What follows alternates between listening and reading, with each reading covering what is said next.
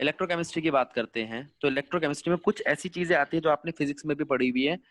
कोई बच्चा अगर ऐसा है जिसने फिजिक्स के लेसन 1 2 3 नहीं पढ़े तो भी कोई दिक्कत नहीं है, ये चीजें आपने 10th में ही पढ़ ली थी। याद है, रेजिस्टेंस, पोटेंशियल, हाँ भैया। करंट। हाँ, तो अब हम एक बार उनकी बात करने जा रहे हैं, सारे बच्चे ध्यान देंगे। रेजिस्टेंस जिसको हम आर से दिखाते हैं, रेजिस्टिविटी जिसको हम रो से दिखाते हैं। क्या आपने इसका ये एक्सप्रेशन देखा? सब बच्चे देखेंगे। R is equals to resistivity length. ठीक है। अच्छा, रेजिस्टेंस से एक और चीज बनी, कंडक्टेंस।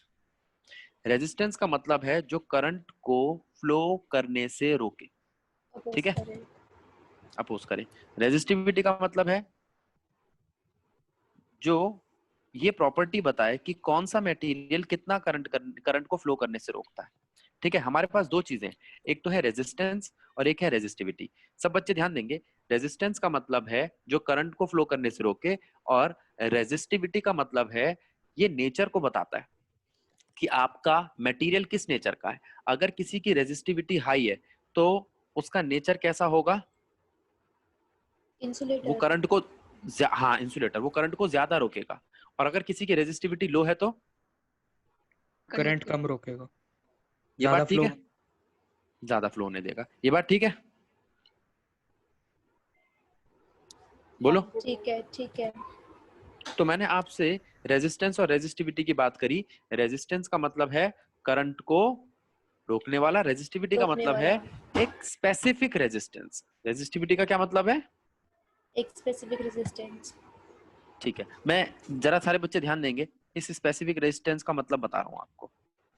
अगर कोई आपसे पूछे स्पेसिफिक रेजिस्टेंस का क्या मतलब है, ऐसी कौन सी रेजिस्टेंस है जिसको मैं स्पेसिफिक कहूंगा, क्या उसकी चीजें स्पेसिफिक है? हाँ, लेंथ और एरिया। क्या स्पेसिफिक है इसका? लेंथ और एरिया।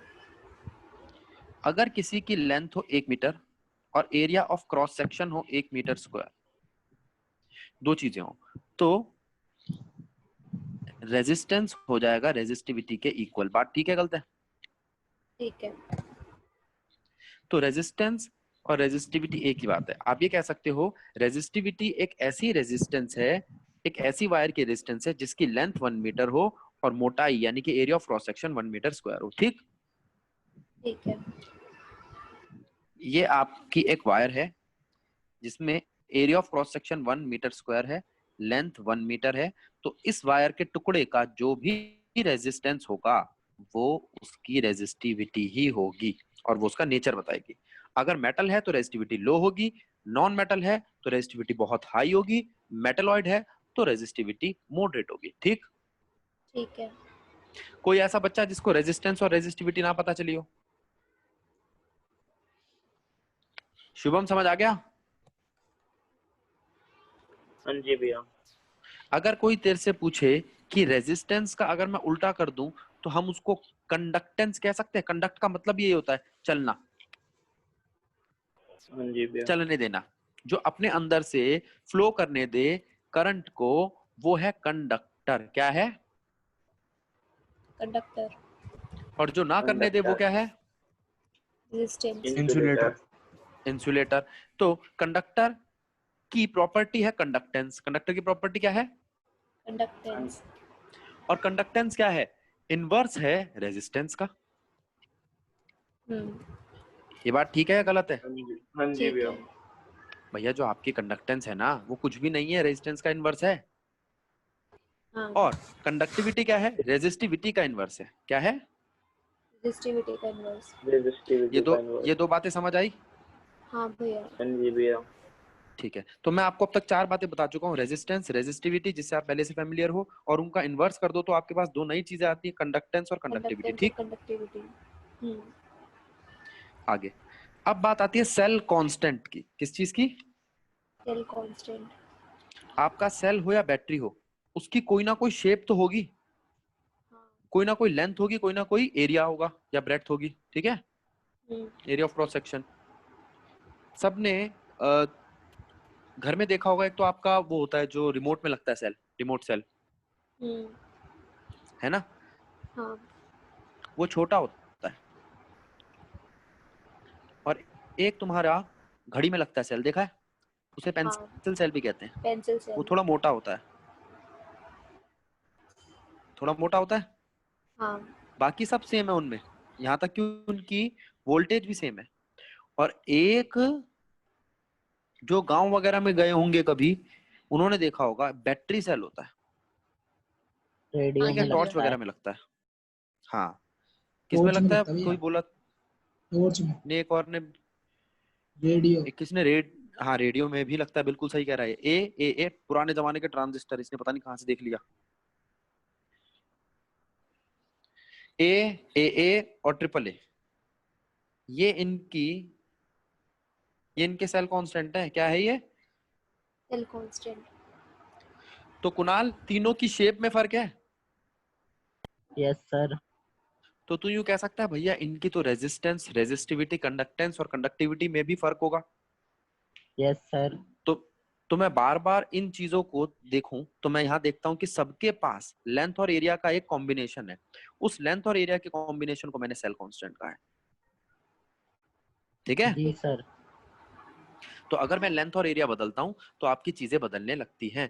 आपने स्कूल में देखा होगा कि कभी कोई बच्चा एक्सपेरिमेंट कर रहा है तो एक सेल होता है आपका, जिसमें वो क्या करता है, एक बीकर में एक सोल्यूशन लेता है एसिड का, और उसके अंदर दो रॉड डाल देता है, कॉपर और जिंक की।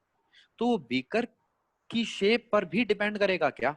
क्या जो रॉड है उनकी लेंथ और ब्रेड्थ पे भी डिपेंड करेगा? क्या लिक्विड जितना आपने लिया उसकी कंसंट्रेशन पे भी डिपेंड करेगा? इन सब पे डिपेंड करेगा, ठीक है? ठीक है। जी सर। अच्छा, तो वो जो लेंथ और ब्रेड्थ वाली चीज थी वो तेरा सेल कांस्टेंट है। कंसंट्रेशन अभी आगे आएगा, वो हम इलेक्ट्रोलाइट में पढ़ेंगे। किस में पढ़ेंगे? Electrolyte electrolyte. में। तो कोई तेरे से कभी सेल के बारे में पूछे ना, तो तुझे ये कहना है कि भैया सेल जो है ना, ये हमारे पास दो चीजें समझाता है। एक रेजिस्टेंस, मतलब उसकी फिजिक्स, फिर रेजिस्टिविटी, फिर कंडक्टेंस, फिर कंडक्टिविटी। कंडक्टिविटी। ये ये सब तो फिजिक्स है। लेकिन अब मैं इनको जोड़ने जा रहा हूँ किससे? कंसंट्रेशन से। किससे जोड़ने जा रहा हूँ? कंसंट्रेशन। कंसंट्रेशन। कंसंट्रेशन तो हो गया, फिर वही आपका number of moles per unit volume. हाँ। और भी कोई खास बातें हैं सेल के अंदर? हाँ, स्ट्रॉन्ग है इलेक्ट्रोलाइट या वीक है इलेक्ट्रोलाइट? ये कहाँ पढ़ा है आपने?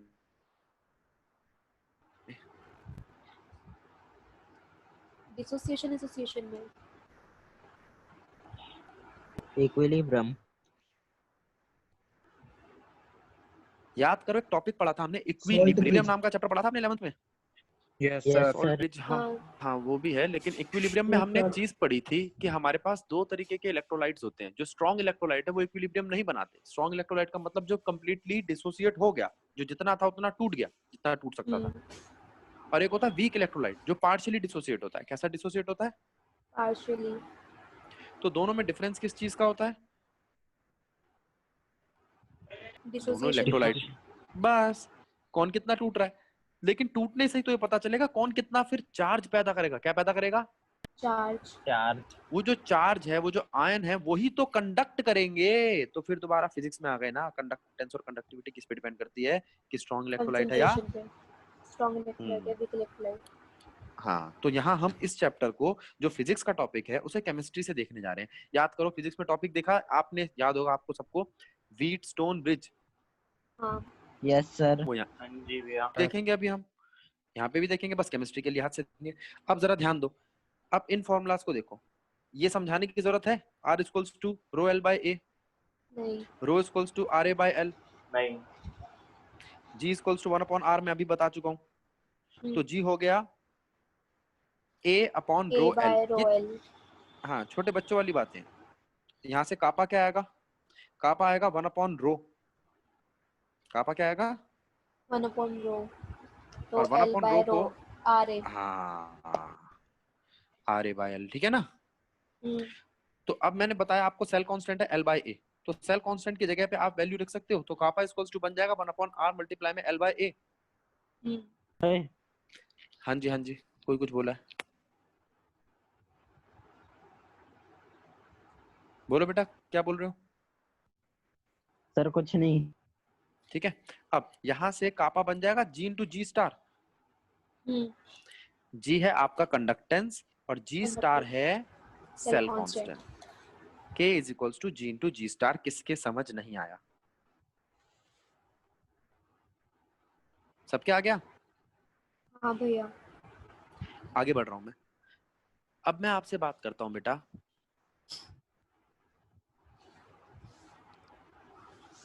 इस चीज की, इलेक्ट्रिसिटी। मैं इलेक्ट्रिसिटी की बात करूं तो वो मेटालिक हो सकती है, यानी कि तार में, वायर में, और इलेक्ट्रोलिटिक हो सकती है। हो सकती है? हाँ। ठीक है, नीचे सेल बना रखा है आपका। 10th क्लास से पढ़ते आ रहे हो, मैं ज्यादा समझा भी नहीं रहा इसको। भैया हाँ जी हाँ जी हाँ जी। भैया मेटलॉइड में करंट पास करता है? हाँ, डिस्प्लेस करता है। मेटलॉइड मेटल और नॉन मेटल दोनों की प्रॉपर्टी दिखाता है। ठीक है, एक बात बताऊं मैं, नॉन मेटल में भी करंट पास कर जाएगा, कंडीशन चेंज करनी है बस। यूं कह सकते हो मेटल जो है ना, मेटल वो फिजिबल कंडीशन यानी कि नॉर्मल टेम्परेचर और प्रेशर की कंडीशन में अपने अंदर से करंट पास करने देता है, वरना करंट तो किसी में भी पास करता है। अच्छा, करंट पास करने का मतलब क्या है? चार्ज का फ्लो करना। हाँ। तू ये मानता है तुषार, तू ये मानता है कि एयर नॉन मेटल है? हाँ भैया। तो फिर थंडर कैसे आती है? इसका मतलब मैं एयर को भी आयनाइज कर सकता हूं। हाँ। कोरोना डिस्चार्ज की एयर को आयनाइज कर सकता हूं, लेकिन आसानी से आयनाइज नहीं कर सकता। ऐसा नहीं है कि मैं फटाक से थंडर पैदा कर दूंगा, मैं कोई थॉर थोड़ी हूं। बहुत सारी एनर्जी चाहिए उसके लिए। अच्छा एक बात सुन बेटा, इसने एक अच्छी चीज पूछी है, सारे बच्चे ध्यान देंगे। मैं बात करता हूं यशी से। यशी, हाँ जी भैया। तू बस मुझे ये बता कि एयर में ऐसी दिक्कत क्या है? तूने कभी सोचा भैया हद हो गई, एयर को क्यों नहीं आयन चाहिए, वो क्यों आयनाइज नहीं हो सकती? तू मुझे बता एयर होती क्या है बेटा? किन चीजों का मिक्सचर ऑफ कॉम्पोजिशन? गैसेस, कौन सी गैस ज्यादा कौन सी होती है? ऑक्सीजन, नाइट्रोजन, कार्बन ये लो डाइऑक्साइड। भाई, हाँ वो तो बहुत सारी है, उनको छोड़ दो। ये दोनों 99% लेकर बैठी हुई है। ठीक है बेटा, ठीक है। ये बहुत इनर्ट गैस है रूम टेम्परेचर पे। नाइट्रोजन नहीं लेती आयन, नहीं रिएक्ट करती, बहुत स्टेबल है। हाँ। तो तुमने कहा भैया क्या नाइट्रोजन चार्ज कभी भी नहीं लेगी?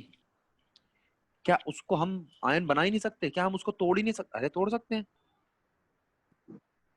भाई। हमने एक टीम बनाई ए, एक बनाई बी। ये मैं हूं और ये मेरे साथ 15-20 बच्चे। ये सामने वाली टीम में है इशिका। ओ मेरे को क्यों अकेला ले लिया? नहीं और भी है तेरे पास भी। तो हमने मैं कहा आपके साथ ही इशिका हूँ। को 50 रुपए ले ले बेटा, हमारी टीम में आ जा। इशिका है भैया 50 रुपए मेरा दीन ईमान नहीं डोलता, 100 ले ले। नहीं भैया भैया 500 ये ले वो ले। है अपना, क्या कहते हैं, बढ़िया है तो क्या ज्यादा मांगती। 500 भी तो कह रहा हूँ, 500 हाँ। कह रही भैया डोल गया दीन ईमान, तेल नहीं, लेने गए 500 ये। में भी नहीं डोलेगा। अरे मान ले बेटा, इससे ज्यादा ना मैं मैं जब एज्यूम करने वाले क्वेश्चन होते हैं ना, इसमें भी मैं 500 पार नहीं करता कभी। फिर ना भैया हाँ बनिया 5 रुपए में भी मान जाता है। फिर मैं अजीब सा लेकिन लगता है। अब टिपिकल देखो, बनिया नहीं हूँ ना। अब बस करो, क्लास रिकॉर्ड भी होती है। अब देखो ये यहाँ पर आ गई 500 रुपए में, तो इसका मतलब ये इसकी लिमिट है।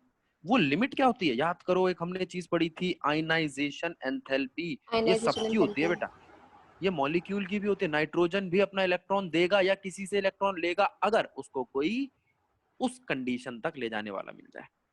इसका मतलब जब अरे बहुत ज्यादा नीचे लिख दिया।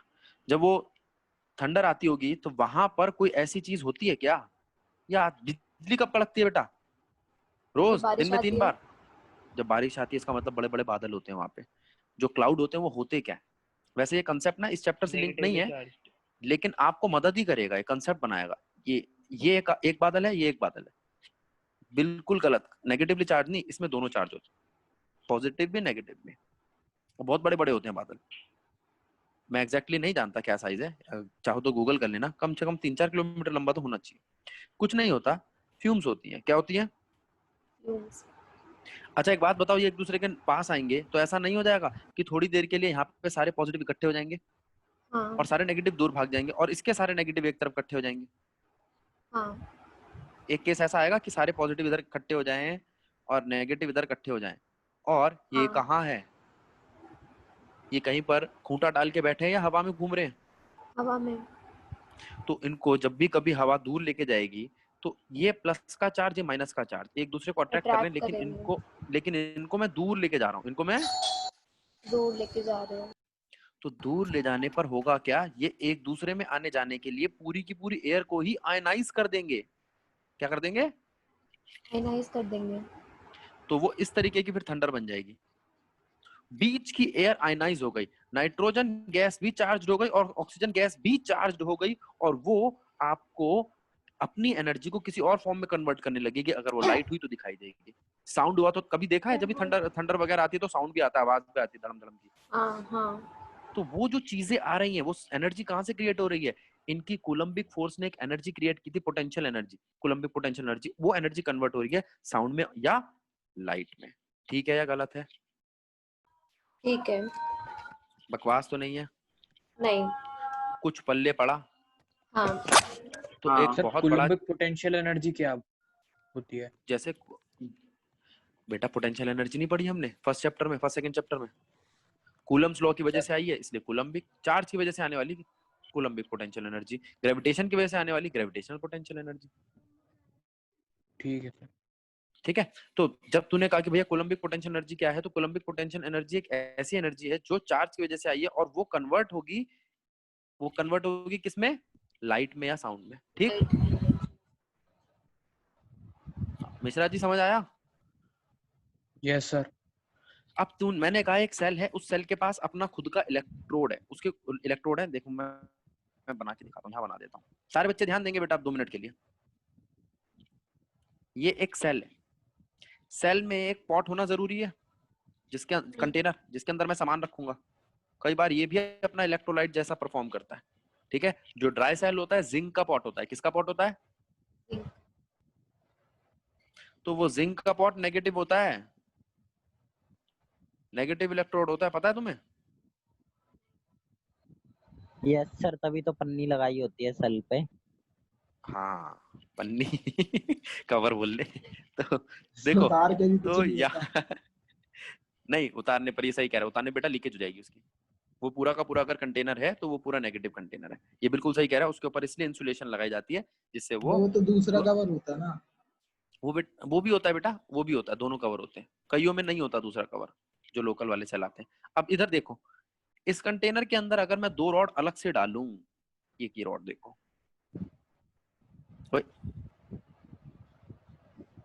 एक ये रॉड, एक ये रॉड। ठीक है। मैं आपको 2 चीजें समझाऊंगा बेटा। कई बच्चे कहते हैं भैया हमने तो एनोड को नेगेटिव देखा है, कोई बच्चे कहते हैं हमने कैथोड को। ये दोनों नेगेटिव और पॉजिटिव हो सकते हैं। ठीक, वो मेरे ऊपर है कि मैं किस तरीके का लेके चल रहा हूं। अब ध्यान दो, एक रूल याद कर लो, लोन याद रहेगा?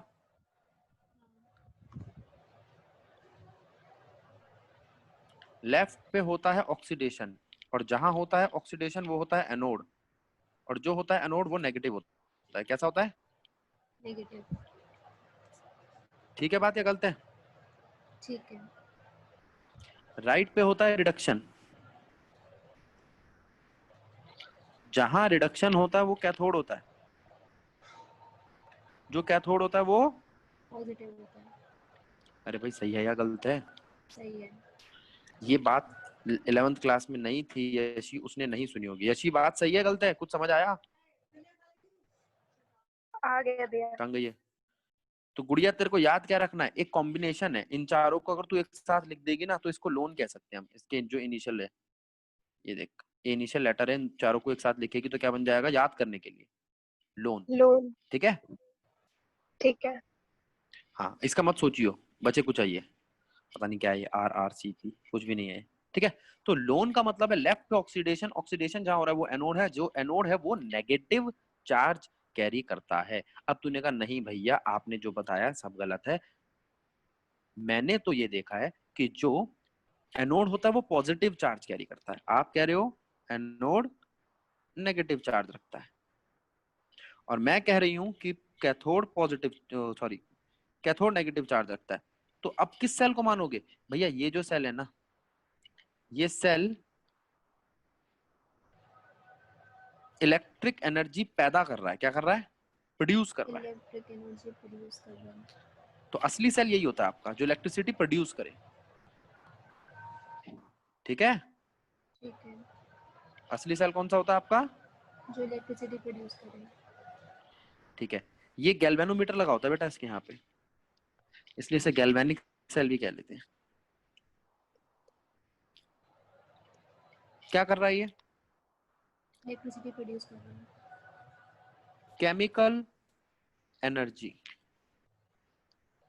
को कन्वर्ट करता है इलेक्ट्रिकल एनर्जी में। बात ठीक है या गलत है? ठीक है। बोलो। अच्छा मैं कहूं भैया नहीं, मेरे को तो दूसरा सेल चाहिए जो इलेक्ट्रिकल एनर्जी को, क्या ये पॉसिबल नहीं है? कन्वर्ट करे केमिकल एनर्जी में। पॉसिबल है ना? ये सेल प्योरिफिकेशन में यूज होता है। ये सेल प्यूरिफिकेशन में यूज होता है।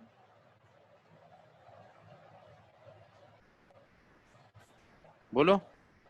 हाँ भी क्या ऐसा सेल देखा है आपने? शायद 10th क्लास में था ये। मिश्रा जी क्यों आ जा रहे हो?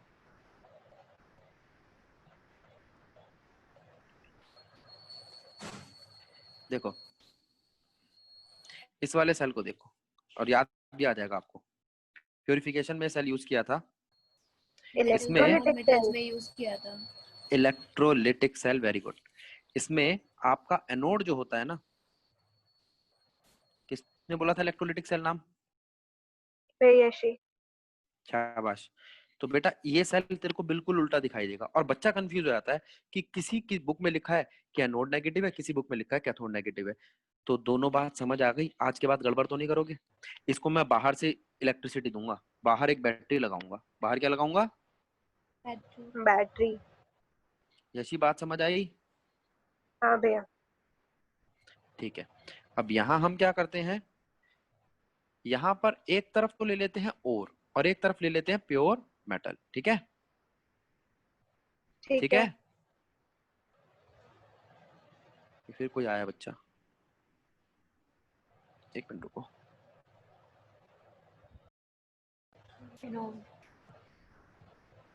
पॉजिटिव एनोड, ये लो पॉजिटिव एनोड।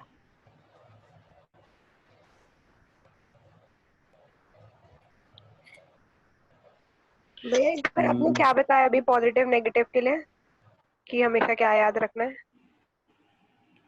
मतलब अभी आपने बोला ना कि हमेशा पॉजिटिव नोड लेना, क्या बताया था अभी, एक बार फिर से बताना।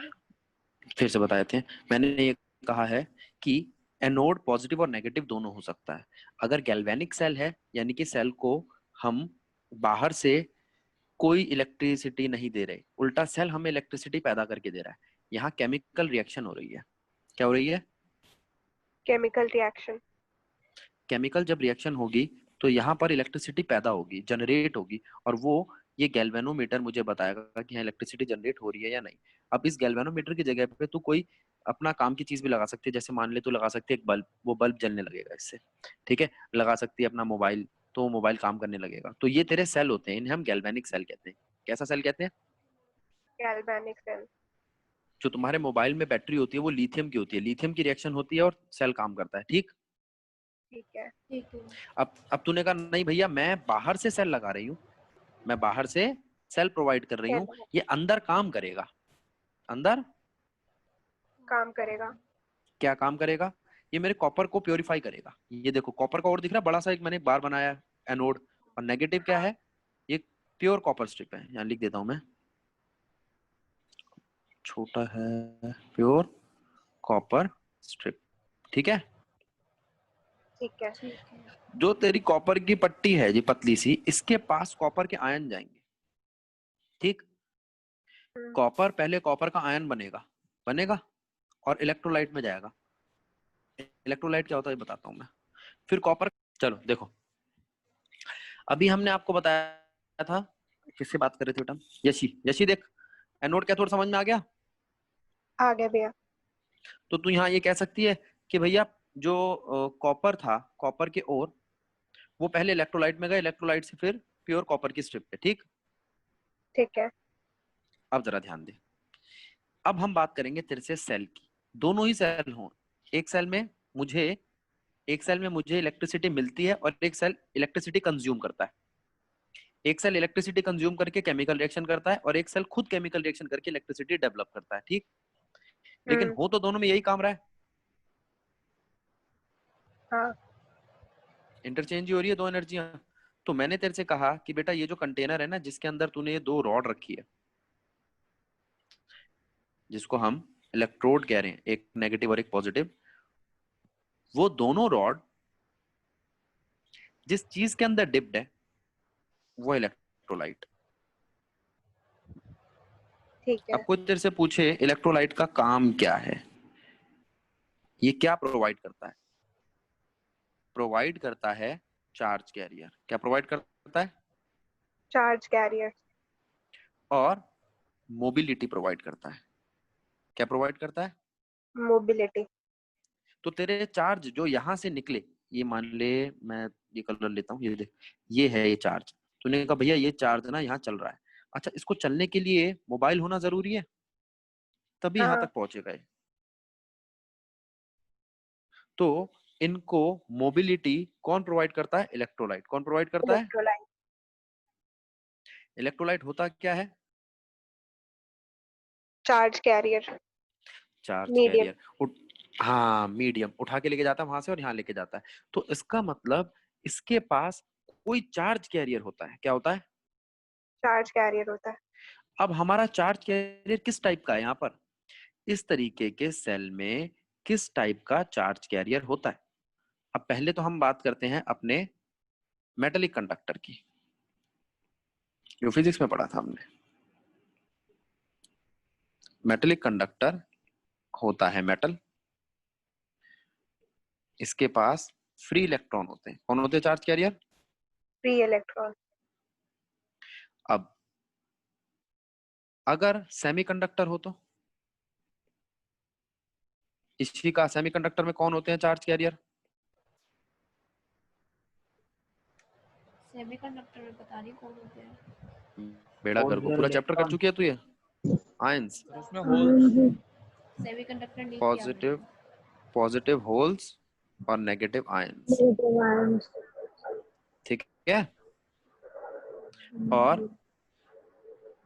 और क्या था तुम्हारा सेमीकंडक्टर के बाद? इंसुलेटर। मैंने बोला था इंसुलेटर में भी चार्ज कैरी कर सकता है।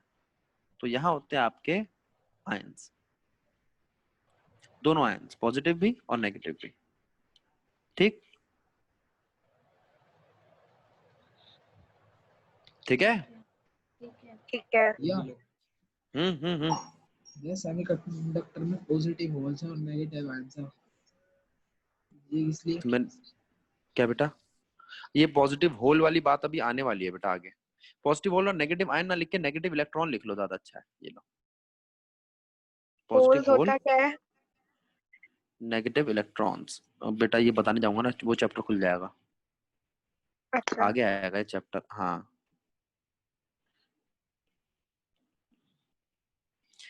ये हटा लो, आयंस हटा लो, आयंस इसी के लिए रहने दो, इंसुलेटर के लिए। ठीक है, नेगेटिव होल्स और नेगेटिव इलेक्ट्रॉन्स और पॉजिटिव होल्स। अच्छा तू यूं समझ ले, देख किसने पूछा था होल्स होता क्या है? यशी। यशी याद कर, हमने लेसन 1 में पढ़ा था कि तीन चीजें होती हैं, एक एनर्जी गैप, एक वैलेंस बैंड, एक कंडक्शन बैंड। बोल पढ़ा था? हाँ। वैलेंस बैंड, कंडक्शन बैंड और एनर्जी गैप।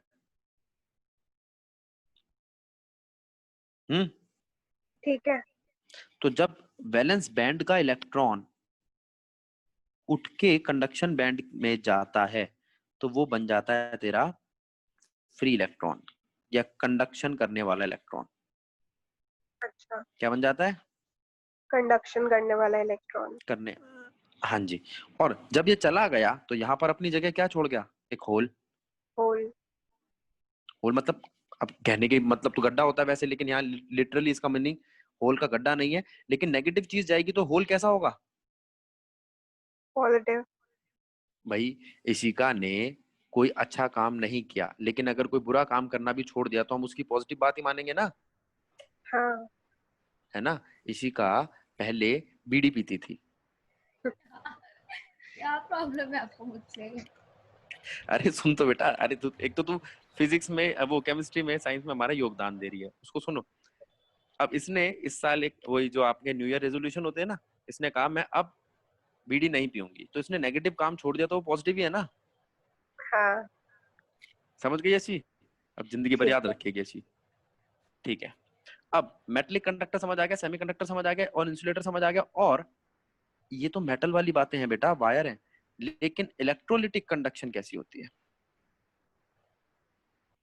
इलेक्ट्रोलिटिक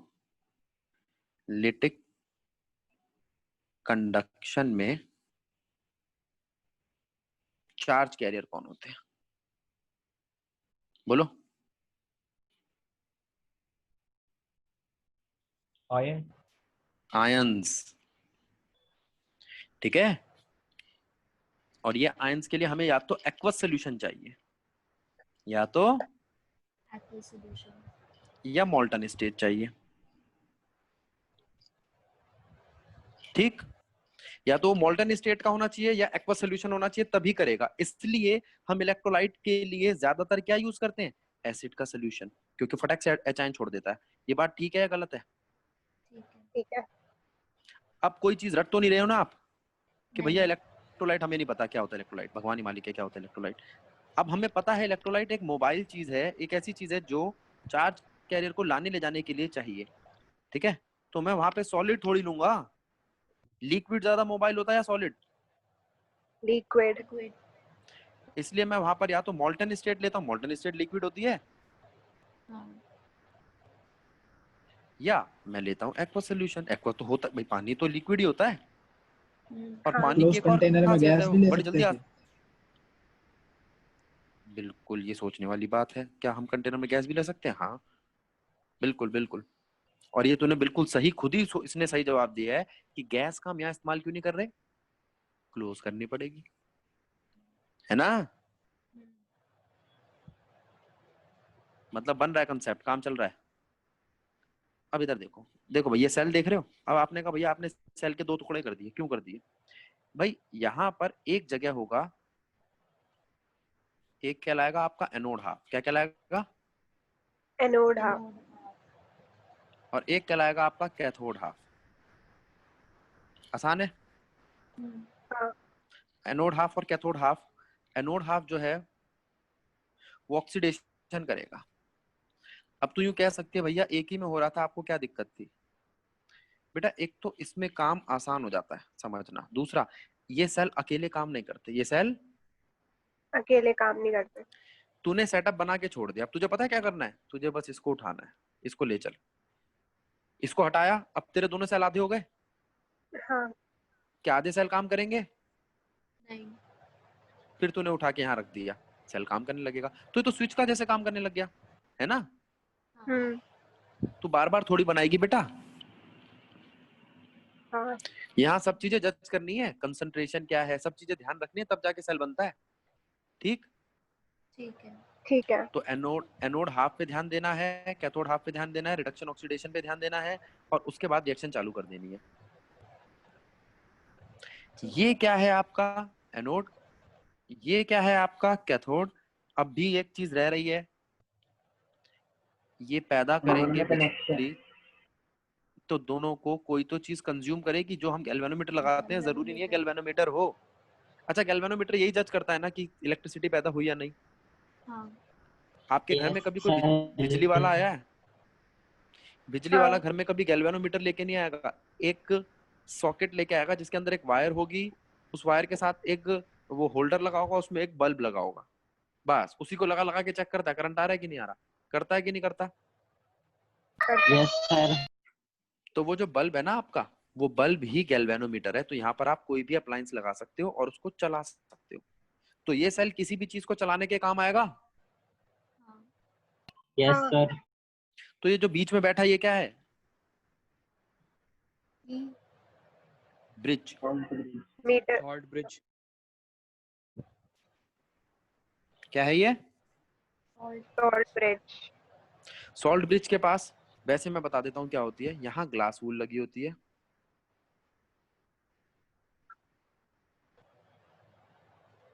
ये सब इंसुलेशन के काम आती है। काम चलाना बेटा, स्पेलिंग थोड़ी यहाँ छोटा छोटा लिख रहा हूँ।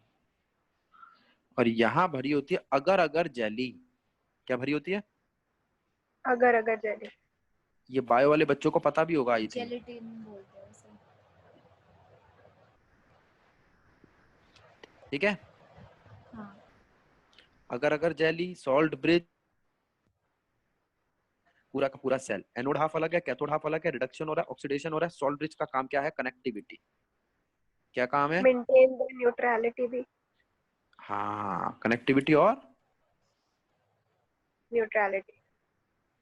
क्या बन गया? तो बेटा मेरे को ये बात बता कि न्यूट्रलिटी कैसे कंटेन करके मेंटेन करके रखेगा? Positive positive ions negative ions balance रखेगा। हैं आयन फ्री फिल कर देगा उसमें। भाई, यहाँ दो जिस चीजें ही हाफ तो में जोड़ रहा है। आयंस कम हो जाते हैं उस हाफ को आयंस प्रोवाइड करता है। हाँ वही वो आयन फ्री फिल हो जाएगा। बिल्कुल सही कह रहा है ये भाई। यहाँ पर ये चार्ज को इधर उधर लाता ले जाता है, इसलिए इसके दोनों साइड पे ग्लास वूल लगा हुआ है। और दूसरी चीज क्या थी? कनेक्टिविटी। अगर ये नहीं होगा तो कनेक्शन टूट जाएगा। बिल्कुल।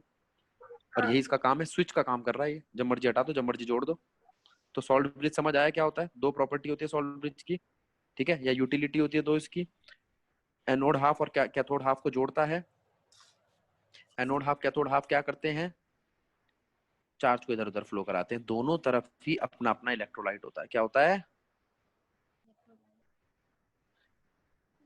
ठीक। इलेक्ट्रोलाइट। इलेक्ट्रोलाइट एसिडिक या बेसिक दोनों हो सकते हैं। मैं लिख देता हूं, ये है आपका electrolyte.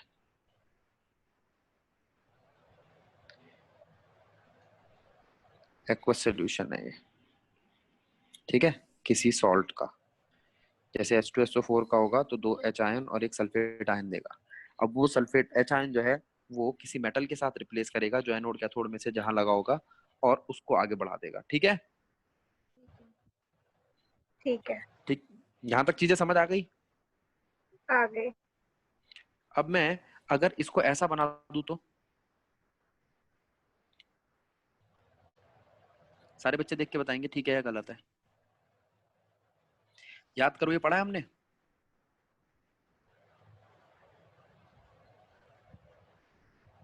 Wheatstone bridge Wheatstone bridge. है ना। व्हीटस्टोन ब्रिज में यहाँ पे एक रजिस्टर लगा होता है, नोन। बोलो, 3 रजिस्टर हाँ। लगे होते हैं, R1, R2, R3। और यहां देखो क्या होता है। यहां पर ये रजिस्टर इस सेल से लगा हुआ है। एक अजीब सा सेल बनाया है, ये लो, ये सेल है, ठीक है। तो भैया जो सेल है उसकी भी तो कोई रेजिस्टेंस होगी, बोलो। हाँ उसकी रेजिस्टेंस हम निकाल लेंगे। किस फॉर्मूले से? अगर यहाँ गैल्वेनोमीटर लगाओ बीच में, अच्छा बीच में ना लगाओ चाहे बाहर लगाओ, बात एक है। ये बात ठीक है या गलत है? Yes sir. तो R1 multiplied by R is equals to R2 multiplied by R3। और आप कहते हो कि भैया हमें तो R1, R2, R3 पता है, तो R का पता चल जाएगा। तो मैं रेजिस्टेंस निकाल लूं। अगर मेरी बात सुनो, किसी सेल की रेजिस्टेंस पता हो, ठीक है, तो आप लेंथ और एरिया ऑफ क्रॉस सेक्शन निकाल सकते सकते हो? अरे हाँ, हमारे पास है ना लैब में वर्नियर कैलिपर, वो सब नाप देगा इसको। बोलो, बीकर है एक आपके पास, क्या वर्नियर कैलिपर की मदद से आप उसकी डेप्थ नाप सकते हो बच्चों? जी सर। वर्नियर कैलिपर के पीछे एक डंडी सी होती है, देखा होगा, ठीक है? हाँ भैया। हाँ, अरे मैंने खुद गड़बड़ कर दी थी जब 11th क्लास में था, मुझे पता नहीं था क्या ये डंडी चुभ रही थी, मैंने तोड़ दी, मैडम ने मुझे तोड़ दिया। तो वो डंडी खाम की होती है, यहाँ लगी होती है पीछे, सबने देखी होगी बेटा, अब तो बच्चे अच्छे अच्छे पढ़ते हैं, ये ऐसे करके वो डंडी होती है, वो डेप्थ मेजर करती है। तो डेप्थ मेजर कर लोगे आप इसकी, उसके जॉज होते हैं, तो यहाँ पर रख के उसके जो जॉज होते हैं इसका डायमीटर निकाल लोगे, यानी कि एरिया भी निकाल सकते हो, निकाल सकते हो? तो रेजिस्टिविटी निकल जाएगी, लेंथ है, एरिया है, रेजिस्टेंस है, रेजिस्टिविटी है, उसका इन्वर्स करो, कंडक्टेंस भी आ जाएगी और कंडक्टिविटी भी आ जाएगी। इस सेल का सब कुछ पता चल गया अगर आपको रेजिस्टेंस पता है। और रेजिस्टेंस किससे पता लगाया आपने? व्हीटस्टोन ब्रिज से। किससे पता लगाया है? Wheatstone bridge. तो अब बेटा ये तो नहीं कह सकते ना चैप्टर फिजिक्स का या केमिस्ट्री का है, आधा तो फिजिक्स का ही लगता है ये, ठीक है? अब इसी में मैं कंसंट्रेशन डालनी चालू कर दूं तो नए कंसेप्ट बनने चालू हो जाएंगे। नेक्स्ट क्लास में हम इसमें कंसंट्रेशन डालेंगे, ठीक है? जी सर। अभी जरा इस पे ध्यान दो जो मैं काम दे रहा हूं आपको। 3rd चैप्टर छोटा चैप्टर है, 2-3 क्लास का चैप्टर है, ज्यादा बड़ा नहीं है।